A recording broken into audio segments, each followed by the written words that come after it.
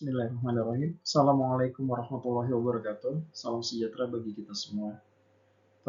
Perkenalkan, saya Kuswandi Arifin, dosen dari program studi Teknik Mesin, Fakultas Teknologi Industri Universitas Balikpapan.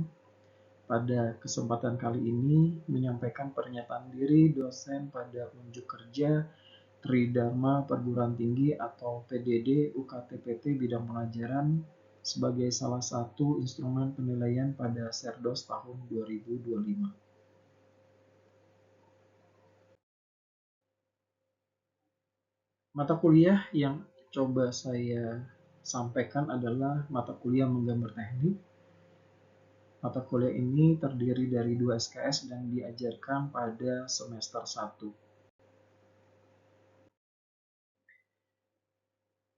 Menggambar teknik yang diajarkan pada semester 1 ini adalah mata kuliah yang berisikan tentang fungsi dan sifat gambar teknik sebagai bahasa teknik, alat-alat gambar dan penggunaannya, sintesa geometrik, jenis-jenis garis dan huruf pada lembar kerja, kemudian bagaimana mencoba melakukan penanganan gambar, lalu belajar proyeksi yang terdiri dari isometri dan proyeksi Amerika dan Eropa, pandangan bantu dan gambar potongan, dan yang terakhir adalah belajar bagaimana memberikan aturan dasar memberikan ukuran pada gambar pada lembar kerja.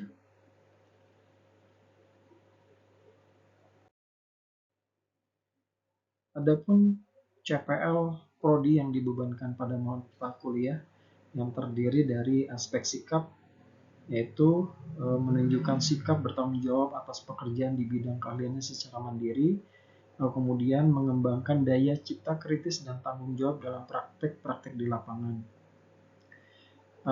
Kemudian aspek keterampilan umum, yaitu mampu menerapkan pemikiran logis, kritis, sistematis, dan inovatif dalam konteks pengembangan dan implementasi ilmu pengetahuan dan teknologi yang memperhatikan dan menerapkan nilai humaniora yang sesuai dengan bidang keahliannya. Yang kedua adalah mampu menunjukkan kinerja mandiri, bermutu, dan terukur.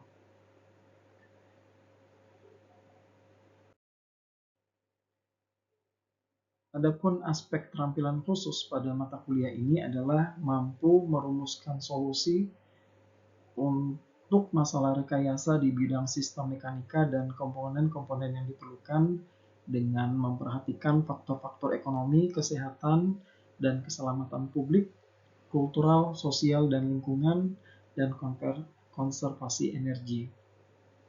Yang kedua adalah mampu merancang sistem mekanika, mechanical system, dan komponen-komponen yang diperlukan dengan pendekatan analisis dan mempertimbangkan standar teknis, aspek kinerja, keandalan, kemudahan penerapan, keberlanjutan, serta memperhatikan faktor-faktor ekonomi, kesehatan, dan keselamatan publik, kultural, sosial, dan lingkungan.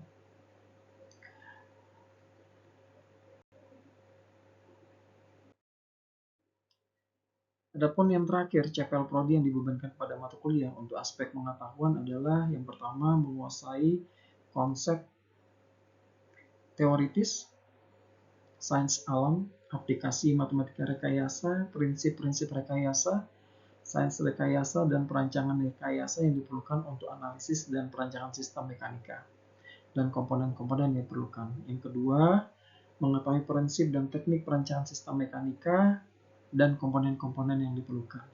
Jadi, capaian pembelajaran mata kuliah pada mata kuliah menggambar teknik yaitu adalah mahasiswa mampu mengimplementasikan metode dan keterampilan menggambar teknik pada lembar kerja, kertas gambar secara manual, serta membaca gambar teknik sesuai standar ISO.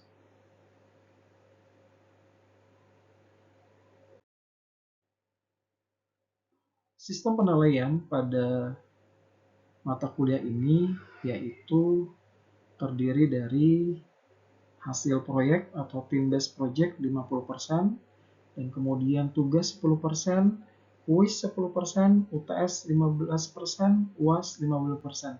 Jadi kalau kita totalkan adalah 100%. Nah, perkuliahan ini dilakukan sebanyak 14 kali tatap muka, 1 kali UTS, dan juga 1 UAS. Jadi mahasiswa wajib memiliki jumlah kehadiran sebesar 80% dari jumlah tatap muka dan juga yang diikuti dalam satu semester.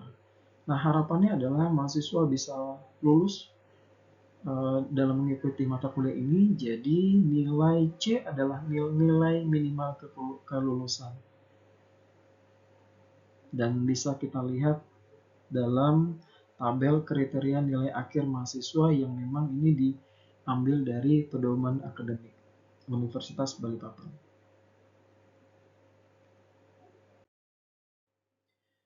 Untuk mendukung pembelajaran, maka diharapkan mahasiswa bisa mengakses buku-buku atau e-book yang berhubungan dengan menggambar teknik. Di sini ada beberapa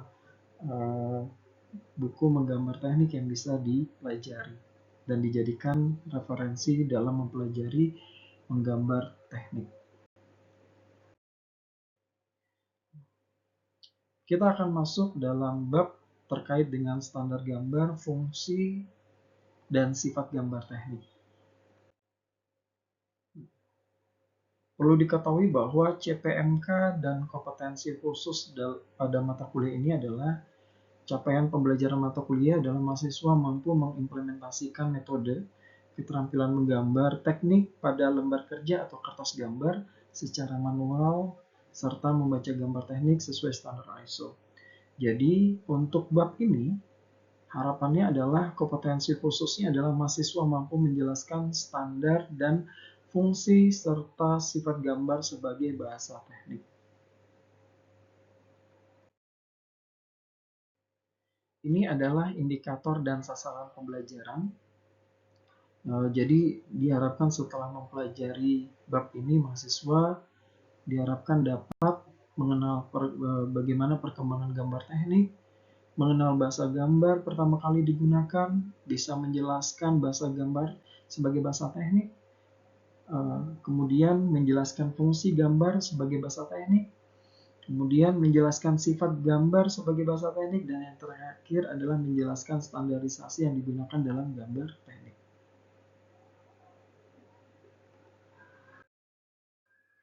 Nah, perlu diketahui pada mahasiswa bahwa ini adalah target kalian, gitu ya.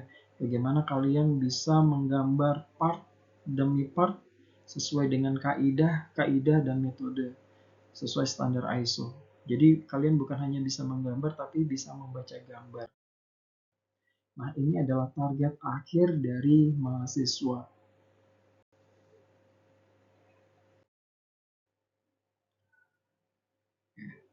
Kita masuk dalam overview.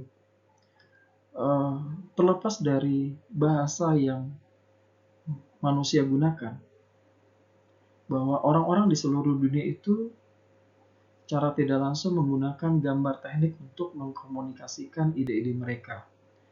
Jadi representasi grafis adalah bentuk komunikasi dasar dan juga alami yang tidak terikat pada waktu dan juga tempat tertentu. Ini dalam arti tertentu adalah bahasa universal. Jadi bagaimana kita mencapai ide dari yang paling sederhana hingga yang paling rumit. Kemudian ini juga membutuhkan kerja tim. Jadi terkait dengan produk, mesin, struktur, atau sistem baru itu yang ada di dalam berupa ide atau konsep di dalam pikiran seorang engineer atau desainer itu sebelum menjadi kenyataan, ide tersebut harus bisa dikomunikasikan kepada orang yang berbeda. Jadi kemampuan untuk mengkomunikasikan konsep yang ada di dalam kepalanya dengan cepat dan akurat, yaitu dengan melalui gambar teknis. Jadi gambar ini adalah kunci untuk memenuhi syarat atau batasan waktu. Jadi bagaimana kita mengkomunikasikan grafis yang juga efektif, ini merupakan keuntungan di pasar global sekarang, di mana semua tim dalam pekerjaan itu tidak mempunyai bahasa yang sama di dalam bagi komunikasi. Jadi gambar itu adalah tempat berbagi. Gambar teknik itu adalah bagaimana dia mengkomunikasikannya. Nah, seperti tukang kayu, dia belajar bagaimana menggunakan alat-alat perdagangan mereka, insinyur, arsitek, kemudian desainer, pabrikan, teknisi, dan kemudian semuanya itu mempelajari alat-alat gambar teknik.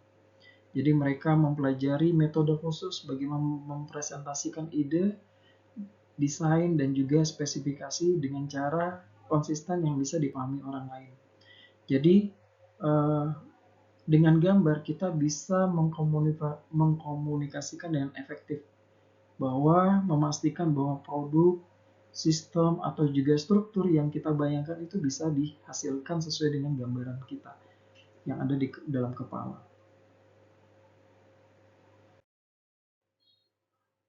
Perlu diketahui bahwa berikut ini adalah historiografis. Gambar itu juga udah dimulai 35.000 tahun sampai dengan 4.000 before century. Bagaimana gambar itu melewati abad, melewati perkembangan zaman, hingga sampai saat ini. Gambar teknik itu menjadi sebuah kunci di dalam sebuah teknologi. Hingga saat ini memasuki abad ke-21, gambar itu mempunyai peranan penting.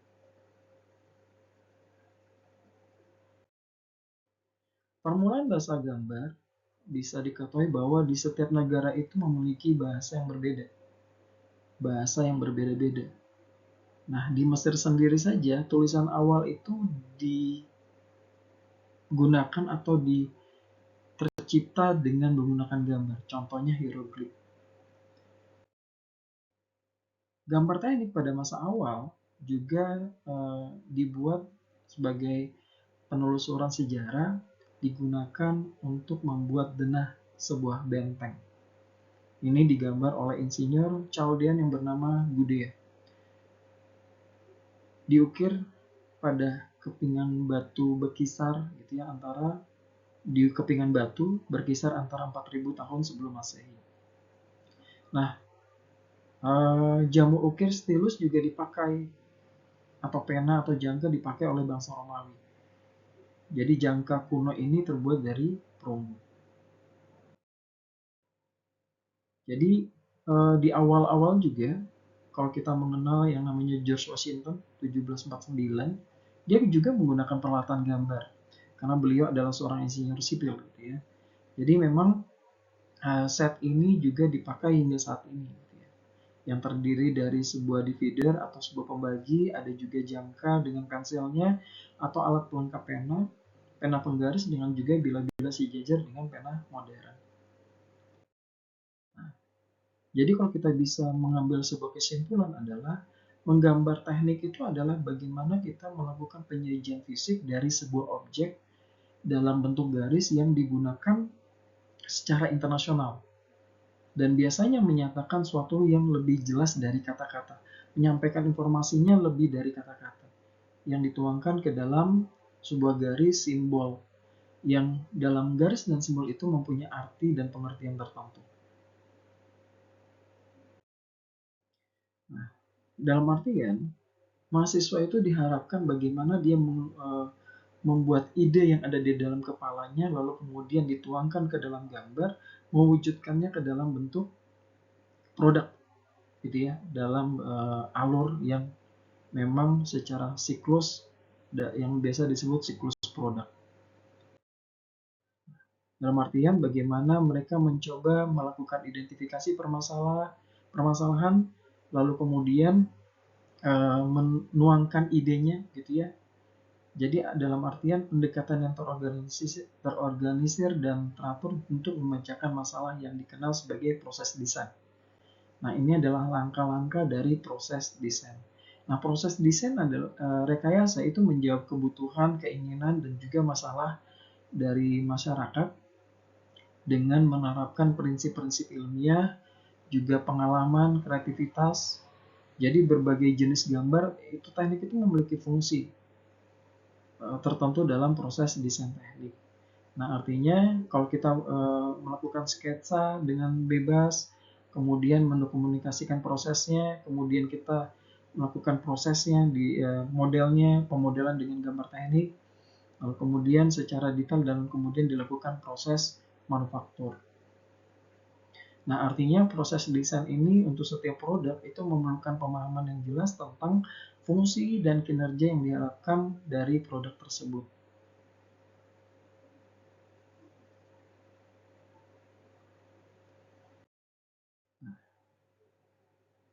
Perlu diketahui bahwa gambar itu adalah sebagai bahasa teknik. Gambar itu merupakan alat untuk bagaimana kita menyatakan maksud dari seorang desainer atau sarjana teknik. Bagaimana kita mencoba menuliskan informasi yang itu adalah sebagai fungsi penting untuk bahasa maupun gambar. Jadi kemudian konsep atau sketsa atau ide atau rencana itu sebagai bahasa gambar yang kemudian dikomunikasikan kepada orang lain. Nah, artinya sebagai seorang sarjana teknik itu memang harus bisa mempunyai kemampuan bagaimana menuangkan ide-ide ciptaannya ke dalam gambar dan juga sketsa. Nah, fungsi gambar teknik yang pertama adalah bagaimana kita menyampaikan informasi. Bagaimana kita apa yang ada di dalam ide kita kemudian kita tuangkan dalam gambar teknik. Nanti gambar teknik itu dicoba untuk diteruskan oleh operator untuk dilakukan proses manufaktur. Nah, gambar juga itu dijadikan sebagai bentuk dokumentasinya, penyimpanannya. Nanti akan digunakan di kemudian hari. Tinggal mencari dokumen tadi dalam bentuk kertas gambar atau juga dalam bentuk file. Nah, fungsi gambar teknik itu juga bagaimana cara-cara pemikiran itu penyiapan informasi sebagai pengembangan gagasan. Tujuan-tujuan dari gambar. Apa tujuan dari gambar? Pertama, internasionalisasi gambar. Artinya karena tuntutan perkembangan dan kesamaan standar, jadi diperlukan standarisasi penyamaan standar. Dan itu ini juga dijadikan sebagai untuk mempopulerkan gambar. Jadi semakin banyak pihak yang memakai gambar itu semakin baik, gitu ya. Lalu kemudian gambar tujuannya juga apa? Merumuskan sesuai bidang masing-masing, di bidang teknik mesin, sipil, arsitek, dan sebagainya. Nah, di gambar juga memiliki sistematika. Ini digunakan agar mudah dipahami orang untuk bisa dibaca gambar. Nah, di gambar juga ada beberapa hal yaitu melakukan penyederhanaan. Contoh ulir, pegas, roda gigi. Ini gunanya biar bisa dipahami dan juga efisiensi waktu dalam menggambar. Nah, saat ini juga modernisasi gambar juga diperlukan, terutama bukan hanya menggunakan mesin gambar, tapi juga dengan menggunakan software CAD untuk menggambar teknik. Adapun sifat-sifat gambar yang pertama adalah kepastian. Jadi gambar itu harus bisa memberikan keterangan yang cukup dan tidak menimbulkan banyak interpretasi bagi orang yang membaca gambar. Jadi hubungan antara fungsi dan sifat gambar, fungsinya gambar itu nanti menyampaikan informasi. Nanti gambar itu menyampaikan sebagai bentuk informasi yang coba untuk diwujudkan. Nah, sifat gambar juga diperlukan standarisasi, gitu ya. Artinya dipertahankan kepastian dalam dan spesialisasi dalam tiap bidang. Standar gambar.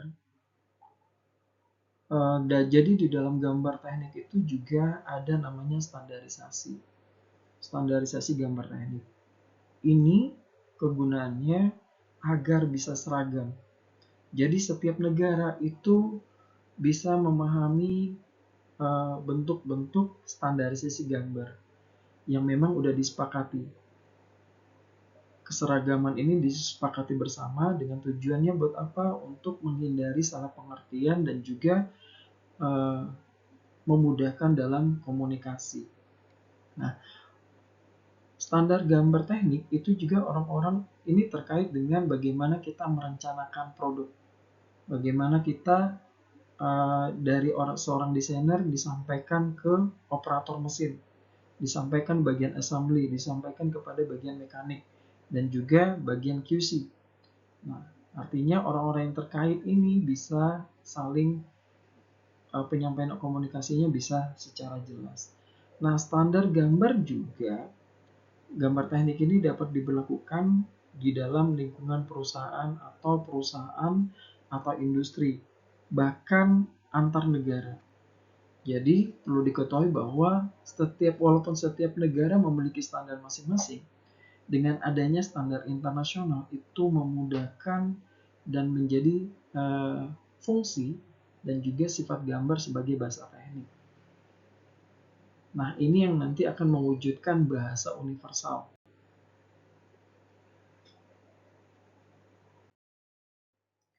Perlu diketahui bahwa di setiap negara itu memiliki standar masing-masing.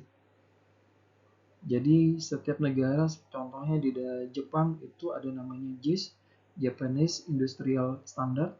Kemudian Amerika ada American National Standard Institute atau ANSI. Jerman ada Dutch Industry Normen. Kemudian Belanda ada Netherlands Normalische Institute. Dan yang terakhir Indonesia ada Standar Nasional Indonesia atau yang biasa kita kenal dengan SNI. Nah, jadi karena setiap negara memiliki standar masing-masing, International Standard for Organization ISO itu bertujuan untuk menyatukan pengertian teknik antar bangsa dengan jalan membuat standar. Nah, artinya standar yang dibuat kemudian dibawa ke forum internasional dengan tujuannya buat apa? Memudahkan perdagangan nasional maupun internasional, memudahkan komunikasi teknik. Bagi negara-negara berkembang, ini dapat memberi petunjuk-petunjuk praktis dalam bidang teknik. Kemudian kerjasama antar perusahaan untuk produksi massal dengan menggunakan ukuran yang sama, kelancaran produksi, pemasaran suku cadang alat-alat industri. Nah, saat ini dengan teknologi semakin berkembang, CAD itu juga mempunyai peranan, gitu ya, untuk mempersingkat waktu, kemudian memudahkan di dalam menghasilkan sebuah produk. Ada beberapa software yang bisa kita gunakan, berbayar ataupun tidak berbayar. Nah, ini adalah beberapa contoh dari sebuah penggunaan grafis, gitu ya, penggunaan software CAD, computer aided design, kemudian memudahkan kita dalam membuat solid modeling atau membuat assembly, gitu ya, atau bahkan di dalam kita mau lihat membuat kontur di dalam sebuah wilayah.